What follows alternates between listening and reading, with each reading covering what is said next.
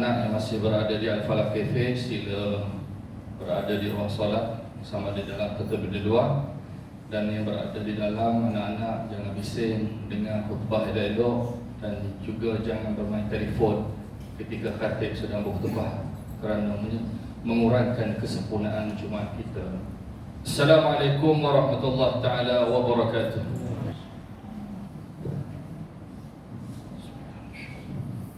Alhamdulillahil qail wa man yattaqillaha yaj'al lahu min amrihi yusra. Asyhadu an la ilaha illallah wahdahu la syarika lah wa asyhadu anna Muhammadan abduhu wa rasuluh. Allahumma salli wa sallim ala sayyidina Muhammad wa ala alihi wa sahbihi ajma'in. Amma ba'd. Fa ya ayyuhal muslimun, ittaqullah. Usikum wa iyaya bitaqwallahi faqad faza al-muttaqun. Qala Allah Ta'ala fi kitabihil aziz, ya ayyuhalladzina amanu ittaqullaha haqqa tuqatih wa la tamutunna illa wa antum muslimun. Muslimin yang dirahmati Allah Subhanahu wa taala sekalian, saya berpesan kepada diri saya dan para jemaah agar bertakwa kepada Allah Subhanahu wa taala dengan melaksanakan segala perintah dan meninggalkan segala larangan. Mudah-mudahan kita menjadi hamba Allah Subhanahu wa taala yang diridai di dunia dan di akhirat. Pada hari yang mulia ini, mimbar akan membicarakan khutbah bertajuk dosa mengumpat dan mencaci. Hadirin sidang jemaah sekalian, umat Islam tidak harus membawa dirinya ke lembah dosa dan kehinaan yang mengakibatkan kerugian besar bila kita berhadapan dengan Allah Subhanahu wa taala nanti. Dalam khutbah-khutbah Jumaat yang lalu, mimbar sering mengingatkan umat Islam tentang bahayanya perbuatan mengumpat, mencela, mencaci, memaki hamun, apatah lagi memfitnah, yang mana ianya tergolong di dalam dosa besar yang lebih buruk daripada membunuh.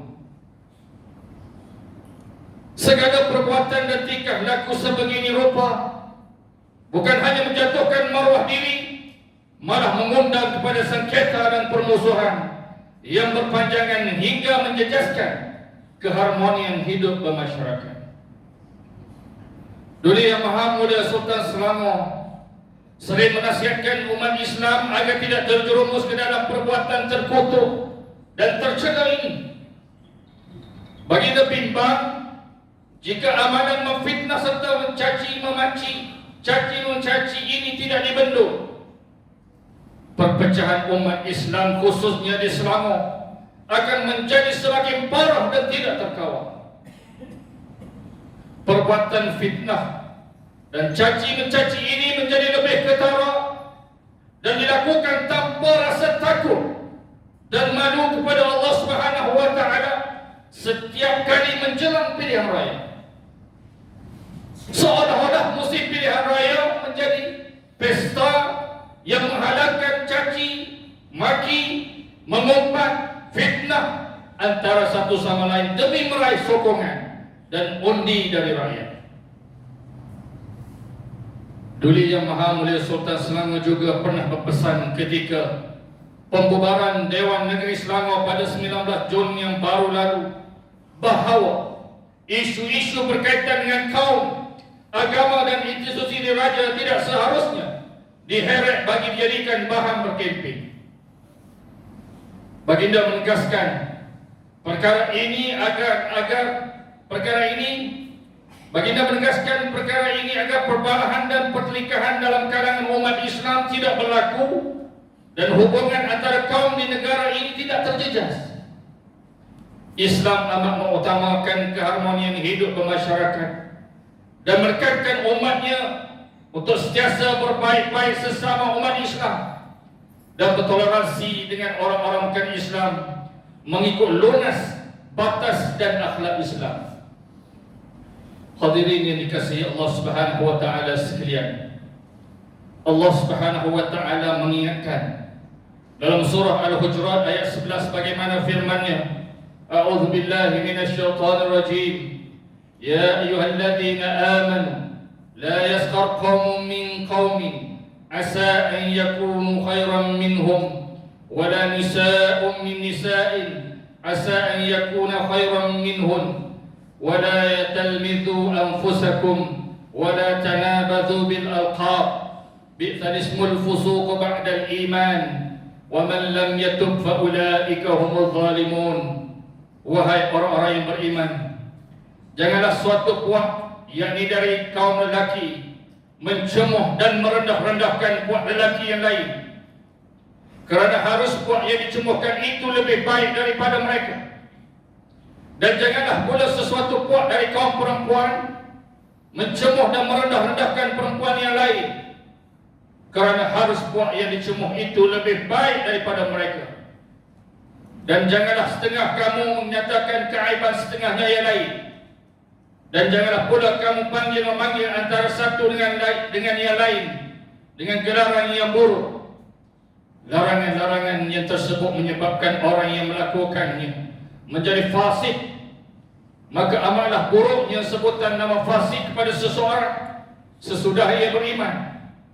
Dan ingatlah, sesiapa yang tidak bertaubat, yakni daripada perbuatan fasik, maka mereka adalah orang-orang yang zalim.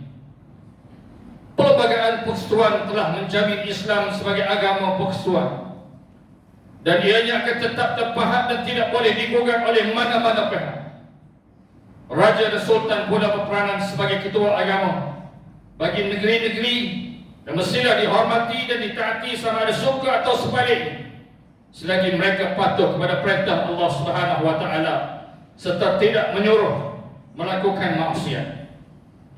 Sultan adalah payung yang melindungi sekalian rakyat jelata di bawah naungannya.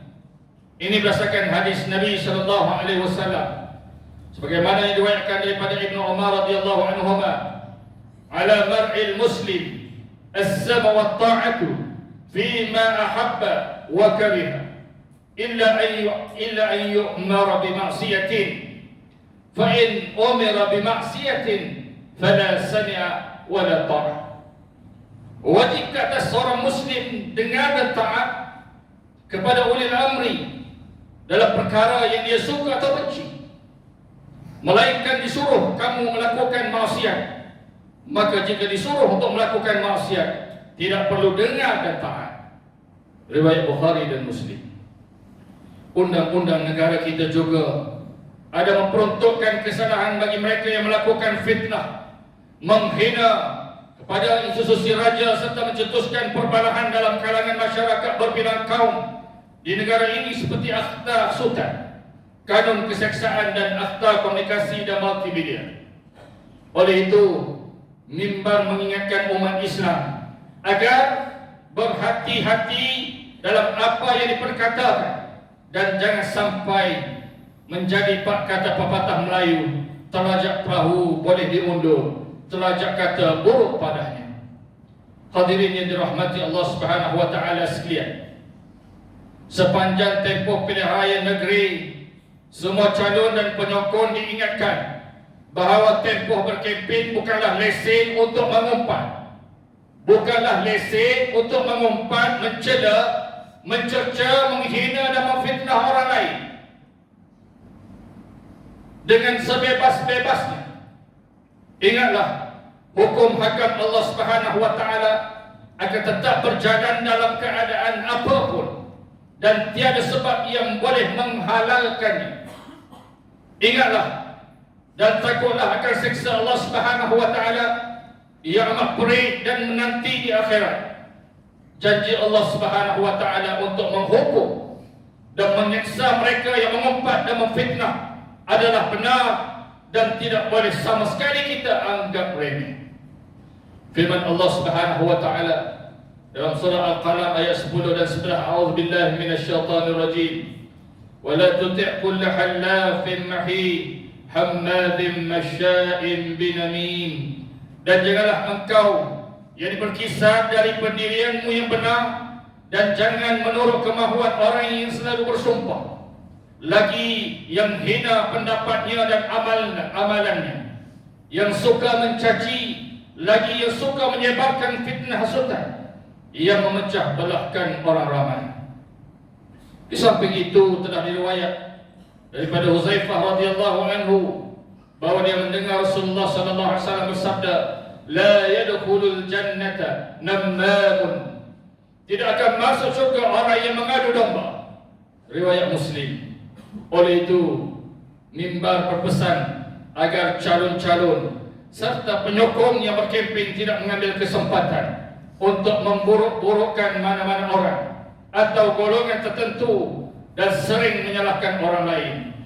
Berkempen dan berceramahlah dengan berhemah, dengan menggariskan polisi-polisi yang akan dibawa untuk membantu rakyat mengatasi segala permasalahan yang dihadapi mereka.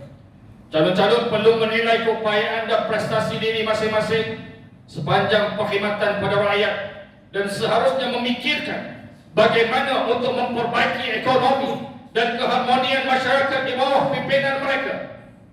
Setiap sesuatu yang baik yang ada pada pihak lawan perlulah diambil sebagai contoh untuk diteladani bagi mempertingkatkan prestasi diri demi memanfaatkan masyarakat yang dipimpin, khususnya umat Islam.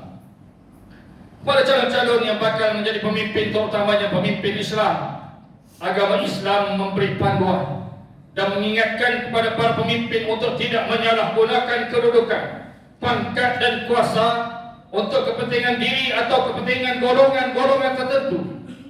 Apabila pemimpin Islam tidak mempunyai sifat amanah dan jujur, maka akan rosaklah masyarakat yang dipimpinnya hingga mengakibatkan penganut agama lain memandang rendah terhadap pemimpin Islam.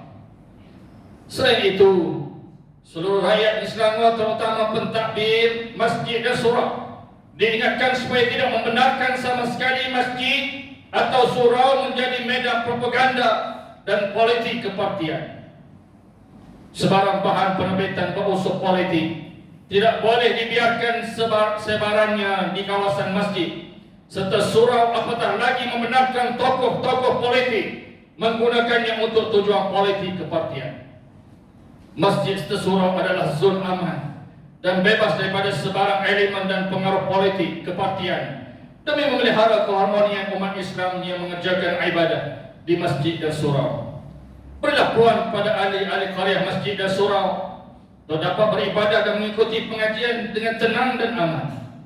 Pencerobohan dan ketidakpatuhan terhadap perkara ini adalah satu perbuatan yang tidak bertanggungjawab dan melanggar titah Duli Yang Maha Mulia Sultan Selangor serta ketetapan Majlis Agama Islam Selangor. Tindakan boleh dikenakan terhadap sesiapa yang melanggar ketetapan ini di bawah elemen jenayah syariat Selangor 1995. Pegawai yang terlibat juga boleh dibatalkan pelantikannya oleh MAIS mengikut peraturan-peraturan Masjid dan Surau Negeri Selangor 2017. Hadirin yang muliakan Allah, mengakhiri khutbah ini, marilah kita sama-sama menghayati dan mengambil pengajaran seperti berikut. Pertama, Islam melarang umatnya melakukan perbuatan memfitnah, mengumpat, mencaci dan menghina antara satu sama lain. Perbuatan keji sebegini mengundang kemurkaan Allah dan merupakan satu dosa besar bagi mereka yang melakukannya. Ingatlah hukuman Allah yang amat perit menanti bagi mereka yang melakukan perbuatan ini. Kedua, umat Islam hendaklah memahami, faham bahawa pilihan raya bukanlah lesen untuk melanggar ketetapan syarak atau melakukan tingkah laku tidak bertanggungjawab dengan melanggar hukum-hukum dan undang-undang. Ketiga, umat Islam hendaklah mengetahui bahawa masjid serta surau bukan pentas untuk berpolitik. Sebaliknya merupakan pusat ibadah umat Islam yang perlu bebas daripada sebarang elemen serta pengaruh politik kepartian yang boleh memecah belahkan perpaduan umat Islam. A'udzubillahi minasyaitonirrajim. Dzalika amrullah anzalahu ilaikum wa may yattaqillah yukaffir anhu sayyi'atihi wa yu'zim lahu ajra. Peraturan-peraturan yang demikian adalah hukum-hukum Allah yang diturunkan dan diterangkannya kepada kamu. Dan ingatlah, sesiapa yang bertakwa kepada Allah, nescaya Allah menghapuskan kesalahan-kesalahannya dan akan membesarkan pahala balasannya. At-Talaq ayat yang kelima. Barakallahu li wa lakum bil Qur'anil azim wa nafa'ani wa iyyakum bima fihi min al-ayati waz-zikril hakim wa taqabbala minni wa minkum tilawatahu innahu huwas sami'ul 'alim. Aqulu qawli hadha wa astaghfirullahal azim li wa lakum wa lisa'iril muslimina wal muslimat fastaghfiruhu innahu huwal ghafurur rahim.